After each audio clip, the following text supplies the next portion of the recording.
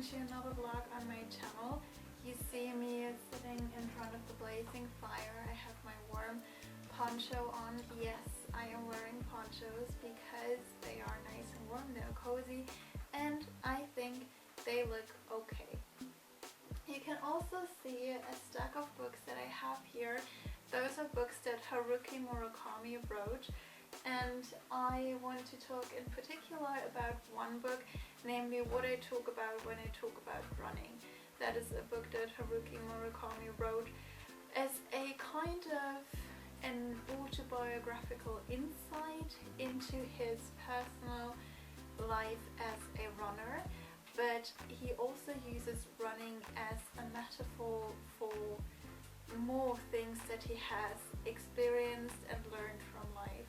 And I really want to talk about that because this book is truly inspiring and it has helped me so much and has given me so many tips on my work-life balance, on my way of working, and on my view on exercising. So if you're interested to know, keep watching. Murakami, to say in short, was born in 1949 in Japan. He is a Japanese author, but he works from all over the world. He is writing many books, he is lecturing at universities, he is giving speeches and presentations, and has won a few awards. He is now internationally known and celebrated for all of his wonderful novels. So make sure you check out some of his novels, if not all of them, and go check out the book that I'm talking about now, what I talk about when I talk about running. The first very powerful quote that I came across in this book was, "Pain is inevitable, suffering is an option." It goes hand in hand with a lot of successful people's mindset, that striving towards your goals is not necessarily simple. It is fun, it is what you want to do, it is motivating, but there are times where you're like, whoa, that really is a freaking pain right now, you know, like just overcoming some obstacles towards working your goals. But you always have the choice of turning that into something bad and suffer from it and be defeated by it, or see it as an experience from which you can learn, on which you could grow and see where your strengths are and where your weaknesses are and where you need help and how you can overcome all these things. The next important information that I took from the book is to keep your rhythm.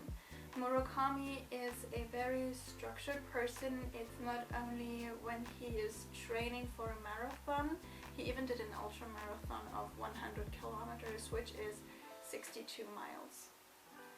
So he really is determined in his hobby of running. Anyways, it's like when you have long-term goals, then you need to have a long breath, right? You need to be able to walk all the way towards that goal, and you need to keep a rhythm. So consistency is key here, and a rhythm is really important to help your mind and body tune into each other and to know how to work and when to work and when to function and how to function. It's like when you get up every day at 6 o'clock, then your inner clock knows already when it's time to get up, and it is working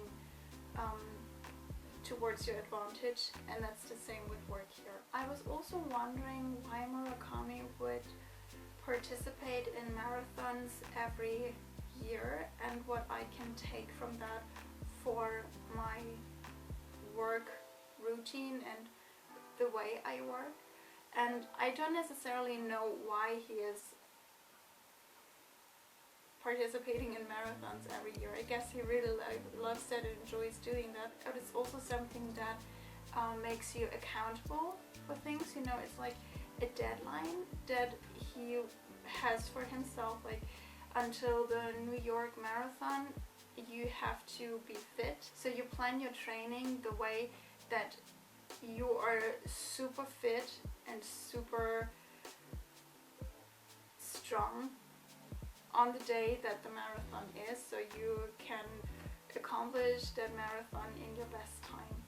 And it is actually the same with your work. When you have a career, when you want to build a business, or you just want to step up your career a little, it is really important to have deadlines that you do not only set for yourself, but you also make them like a fixed date, and also tell about them to friends and customers, to your family, to make you more accountable and to know, yes, this is a real deadline. What Haruki Murakami did was he changed his lifestyle. He first owned a bar and had a completely different life than his life is now, because now he is an author and he works during the day. And when you have a bar, you're an owl, you know, you're awake at night when everybody else is going to bed, because you have to tidy up the bar after the guests and have to attend the books and all these things. Anyways, he changed that after he had sold his bar, and now he's waking up really early in the morning. He's writing for a couple of hours in the morning, I think it was 5 hours or so, and then in the afternoon he is just going on walks or running and relaxing in the evening, listening to music or reading a book. So he really manages to keep time for himself and to make room for his physical education and for his mental recovery. You just have to bear in mind though that he and his wife do not have any children, so they don't really have any other obligations that are really pressing and demanding as children would be.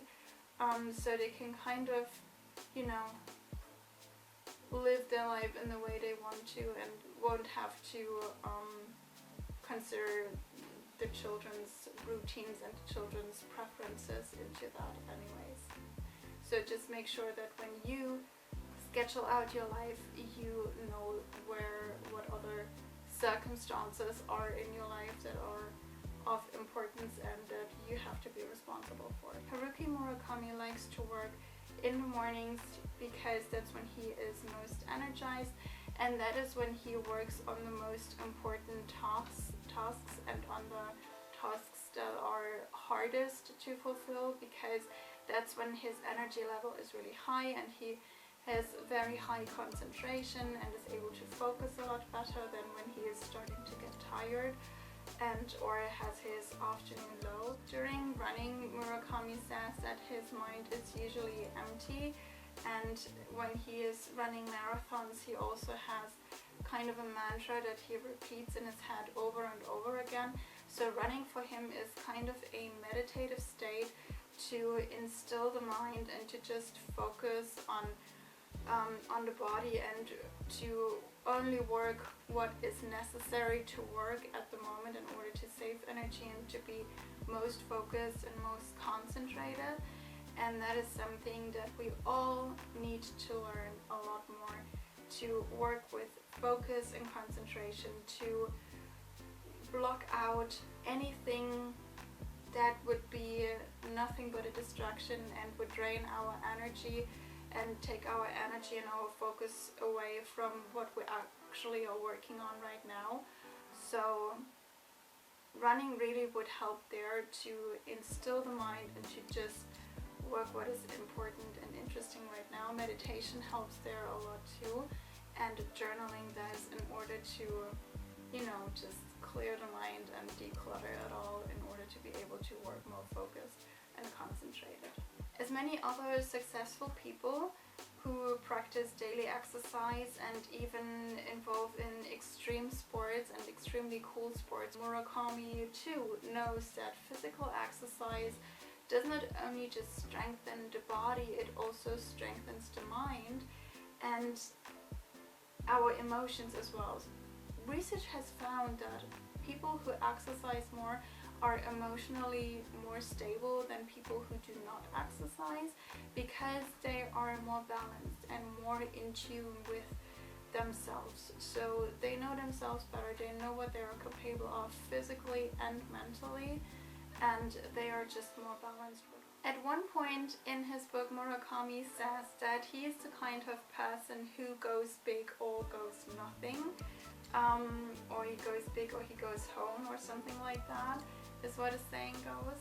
And like many other successful people that I have read about or listened to, they're all like, you have to want it all. You have to give your all in order to get it all. And you cannot just have like a way out here.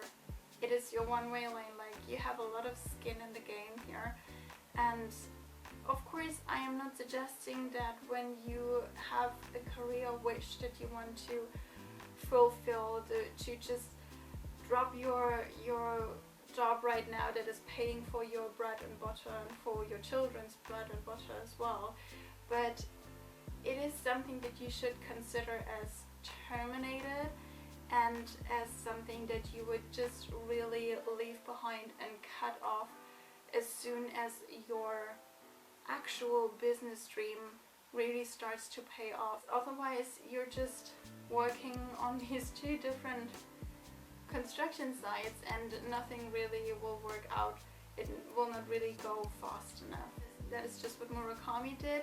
He had his bar, he started writing while he was running his bar. So after everyone had gone home and he had cleaned up the bar, that's when he sat down and wrote on his first novel. But as soon as he realized, yeah, I have the talent to be an author, I have the talent to support, like to financially take care of myself and my wife with my writing, that's when he sold the bar. Even though the bar had just started to, you know, allow them to lean back a little and relax, and yeah, but he was like, no, writing is what I want to do now, and I am all in or I am out, like, you know, go in or go home.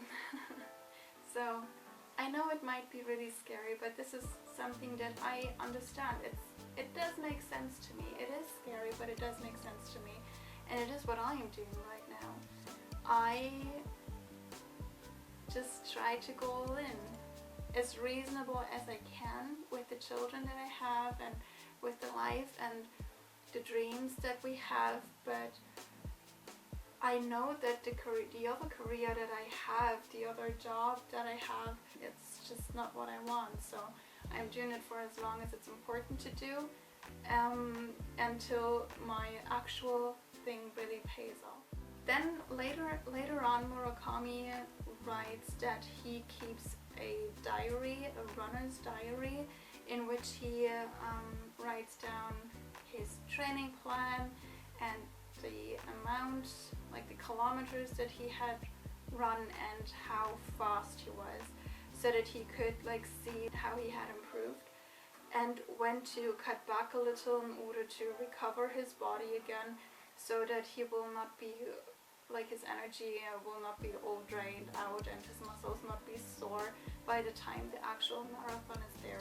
So Murakami always keeps that diary to reflect upon his way that he is training and where he is standing right now, how far he had come and what the future steps are. And I really love to do that with major projects as well. I like to draw an outline and see what steps I have to take, even though I have to readjust them here and there. But in the end, I see what had worked out fine, what didn't, where was I struggling, where did things start to get stressful because there was not enough time or anything like that. So it is always nice to have that in order to look back on it and learn from that. Also, Murakami, in his training plan, he knows his body very well and his mind, and he knows, that means that he also knows himself very well, and he knows what he is capable of.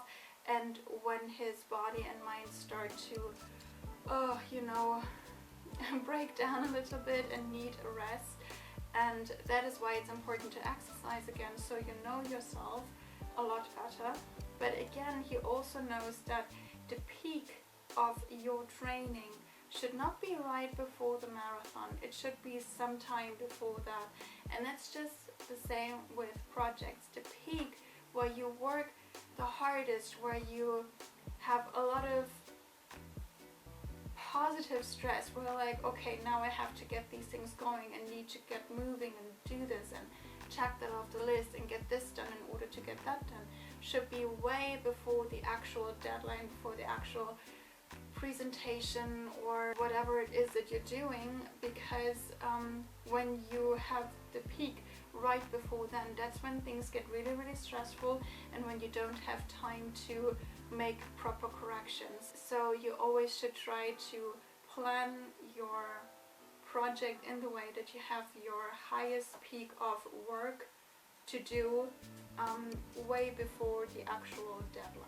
Murakami later found that his interests have shifted towards a triathlon, and he had started to train in swimming and cycling, and he was not afraid to go and seek help from a professional trainer as soon as he realized, wow, I am not really improving in my swimming time or the way I cycle, because he realized that he probably does not have the right technique.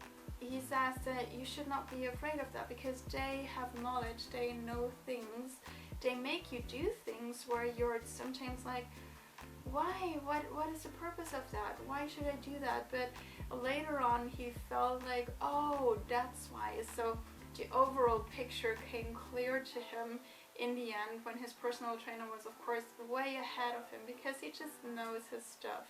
And do not be afraid to seek help and to let other people help you and educate you, because that way, first, you get along a lot faster. Second, you do not make so many mistakes, hence you get along a lot faster, and you're being more successful in the end, because you get so much more information and you're educated a lot more that way, and you just don't need to be afraid to ask for help. A lot of people are, but no, that's why we are a community. That's why everybody has different interests, so that we all can help each other out with everything else. Like, we can't know everything, we can't do everything. We have to outsource a few things. We have to let other people in order to help us with things. And Murakami found that too, and he improved his techniques a lot more, and that really paid off. That made him a more successful person.